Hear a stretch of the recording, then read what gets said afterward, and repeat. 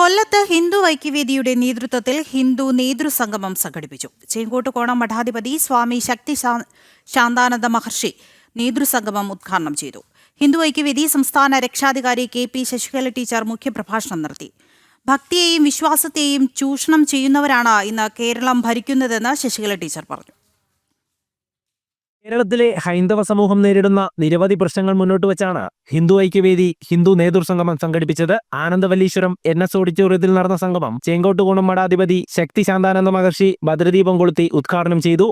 വീരമണി കണ്ഠനേ ശരണമയ്യപ്പു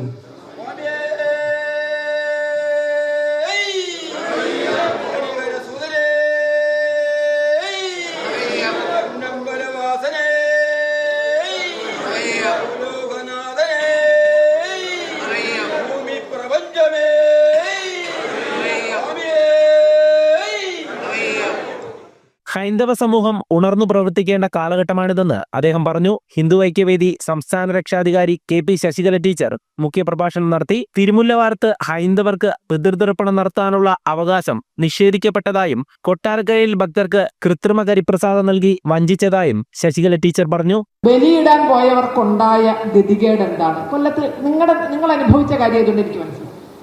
ഒരു ഹിന്ദുവിനെ സംബന്ധിച്ച് അവൻ ജീവിക്കുന്നത് എന്തിനാണ് എന്ന് ചോദിച്ചാൽ അവൻ പുത്രധർമ്മം നിറവേറ്റുന്നത് അവന്റെ പിതൃക്കളോടുള്ള കടമയായിട്ടുണ്ട്. അപ്പോഴാണ് അവൻ പുത്രനാണ്. അപ്പോൾ ആ പുത്രനായോ പുത്രിയായോ ജീവിക്കുക എന്നുള്ളത് അതാണ് നമ്മുടെ കുടുംബത്തിന്റെ സങ്കല്പമൊക്കെ നമ്മൾ ഏറ്റുവാങ്ങിയിരിക്കുന്നത്. അപ്പോൾ അതിന് പോലും നമുക്ക് അവകാശം കിട്ടിയില്ല. എന്തുകൊണ്ട്? നമുക്ക് ഇങ്ങനെ ഒരു വിരല് വെച്ചിട്ട് ഒന്നിങ്ങനെ തൊടാനുള്ള പ്രസാദം പോലും ശുദ്ധിയായി കിട്ടാനുള്ള ഭാഗ്യമില്ലാതെ വന്നത് എന്തുകൊണ്ട്?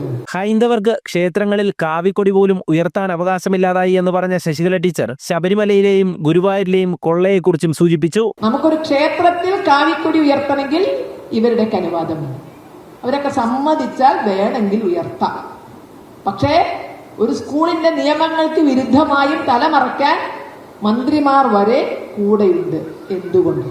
അതേസമയം കേരളത്തിലെ സ്കൂളുകളിലെ സമയം തീരുമാനിക്കുന്നത് സമസ്തയാണെന്നും മാനേജ്മെന്റ് സ്കൂളിലെ നിയമങ്ങൾക്ക് വിരുദ്ധമായി തലമറച്ചെത്തിയവരെ പിന്തുണയ്ക്കാൻ മന്ത്രിമാർ വരെ ഉണ്ടെന്നും ശശികല ടീച്ചർ പറഞ്ഞു. കൊല്ലം കോർപ്പറേഷൻ പരിധിയിലെ നിരവധി പേരാണ് ഹിന്ദു നേതൃസംഗമത്തിൽ പങ്കെടുത്തത്. വരും ദിവസങ്ങളിൽ ഹൈന്ദവ മുന്നേറ്റം ഗ്രാമങ്ങളിലൂടെ എന്ന സന്ദേശവുമായി 1 മാസം നീണ്ടുനിൽക്കുന്ന ഹൈന്ദവ ഏകീകരണ ക്യാമ്പയിനും ഹിന്ദു ഐക്യവേദി നേതൃത്വം നൽകും. ജനം, കൊല്ലം.